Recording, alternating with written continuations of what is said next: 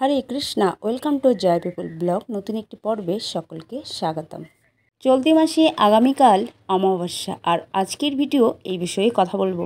সনাতন ধর্মে অমাবস্যা তিথিকে বিশেষ গুরুত্বপূর্ণ মনে করা হয়।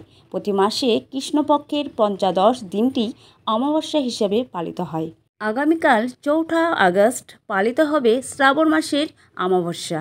এটি হরিয়ালি অমাবস্যা নামেও পরিচিত। এই অমাবস্যা তিথিতে মহাদেব ও পার্বতীর পূজা অর্চনা করা হয়। পাশাপাশি সুখ শান্তি ও সমৃদ্ধির জন্য ব্রত পালন, দান পুণ্য করা হয়। শাস্ত্রমতে হরিয়ালি অমাবস্যার দিন বৃক্ষরোপণ করা শুভ। এবছর কবে শ্রাবণ মাসে হরিয়ালি অমাবস্যা এবং তিথি কী এর মাহাত্ম্য সে সবই থাকছে আজকের ভিডিওতে। চলুন জেনে নেওয়া যাক। শ্রাবণের অমাবস্যা কবে? পঞ্জিকা অনুযায়ী শ্রাবণ মাসের তিথি শুরু হবে 3 আগস্ট 3:50 থেকে এবং শেষ হবে 4 আগস্ট দুপুর 4:42। উদয়া তিথি অনুযায়ী 4 আগস্ট হরিয়ালি অমাবস্যা তিথি পালিত হবে। এদিন অভিজিৎ মুহূর্ত থাকবে দুপুর 12টা থেকে 12:54 পর্যন্ত। প্রদোষকাল থাকবে সন্ধ্যা 6টা থেকে 7:30 পর্যন্ত। এবার জেনে নিন শ্রাবণ মাসের অমাবস্যার শুভযোগ। পঞ্জিকা অনুযায়ী এবারে শ্রাবণ অমাবস্যায় একাধিক শুভযোগ তৈরি হচ্ছে। এ তিথিতে সূর্যোদয় থেকে দুপুর 1:26 পর্যন্ত পোষ্য নক্ষত্র থাকবে। রবিবার পোষ্য নক্ষত্র থাকায় রবি পোষ্য যোগ তৈরি হবে। এর পাশাপাশি সকাল 10:38 পর্যন্ত সিদ্ধিযোগ। এই অমাবস্যায় স্নান দানের পাশাপাশি শিব এবং বিষ্ণুর পুজো করলে বিশেষ সুফল পাওয়া যায়। শ্রাবণের অমাবস্যায় শিব পার্বতীর নিয়ম মেনে পুজো করলে শুভ ফলাফল পাওয়া যায়। এই তিথিতে শিবলিঙ্গে গঙ্গাজল, ফুল এবং দুধ, বেলপাতা, ধূত্র, সমীপাতা, আকন্দ ফুল নিবেদন করা উচিত।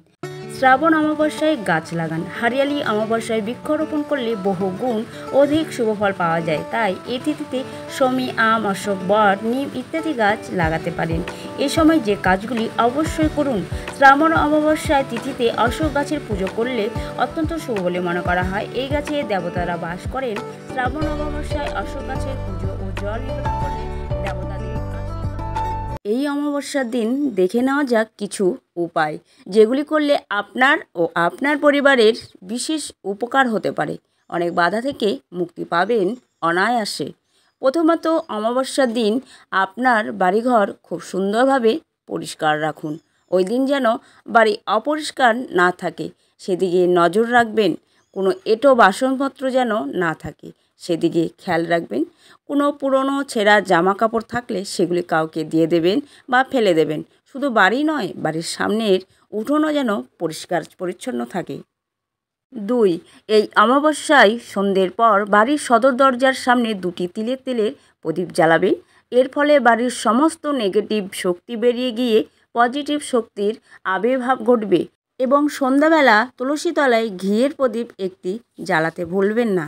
অমাবস্যার দিন সকালে ঘুম থেকে উঠে পবিত্র হতে করুন স্নান। তবে অমাবস্যার দিনগুলি পবিত্র গঙ্গা নদীতে স্নান, পিতৃতর্পণ, পিতৃপূজা, পিণ্ডদান এবং ভিখারিকে দান এবং ব্রাহ্মণদের খাওয়ানোর মতো ধর্মীয় কাজ সম্পাদনের জন্য শুভ বলে মনে করা হয়।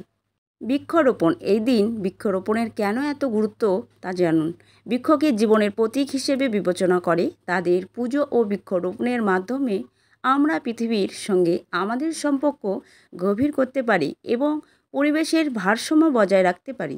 ভবিষ্যৎ পুরাণে উল্লেখ আছে যে যার সন্তান নেই তার জন্য গাছেই সন্তান। বৃক্ষরোপণ করলে বৃক্ষে উপস্থিত দেবদেবীরা উপাসকদের মনোবাঞ্ছনা পূরণ করেন।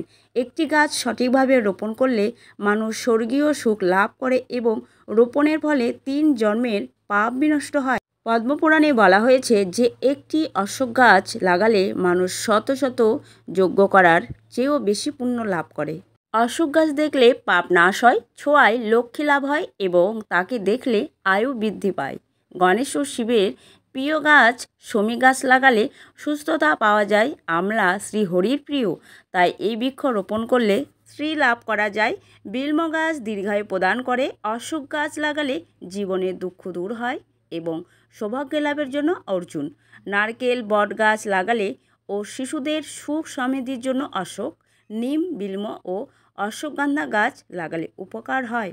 তীক্ষ্ণ বুদ্ধি পেতে হলে শঙ্খ, পুষ্পী, পলাশ, বামনী এবং তুলসী গাছ লাগালে শুভ ফল পাওয়া যায়। এই দিনে খাদ্য, বস্ত্র এবং অর্থদান করলে জীবনে ইতিবাচক শক্তি আসে। তাহলে আজকে জেনে নিলেন কোন গাছ লাগালে কোন উপকার পাবেন। তাহলে কাল অবশ্যই যে কোনো আপনার পছন্দ মতো গাছ লাগান এবং শ্রীহরি ভগবান শিবের অশেষ কৃপা লাভ করুন। যদি আর্থিক অভাবে কষ্ট পাচ্ছেন তাহলে দেবী লক্ষ্মীকে প্রসন্ন করুন, সঙ্গে ভগবান বিষ্ণুকে। শ্রাবণ অমাবস্যার দিন শুধু একটি মাত্র কাজ করুন, তুলসী তলায় ঘিয়ের প্রদীপ জ্বালান এবং ভগবান শ্রীবিষ্ণুর মন্ত্র জপ করুন। এতে মা লক্ষ্মী এবং ভগবান শ্রীবিষ্ণু খুশি করতে সাহায্য করে এবং আর্থিক অসুবিধা দূর করে। আজকের ভিডিওটি এই পর্যন্ত। সকলেই খুব ভালো থাকুন। যদি ভিডিওটি ভালো লাগে লাইক এবং শেয়ার করতে যেন ভুলবেন না। জয় বিপুল ব্লগের তরফ থেকে সকলকে অসংখ্য ধন্যবাদ ভিডিওতে এতক্ষণ থাকার জন্য। হরে কৃষ্ণা, হরি বল।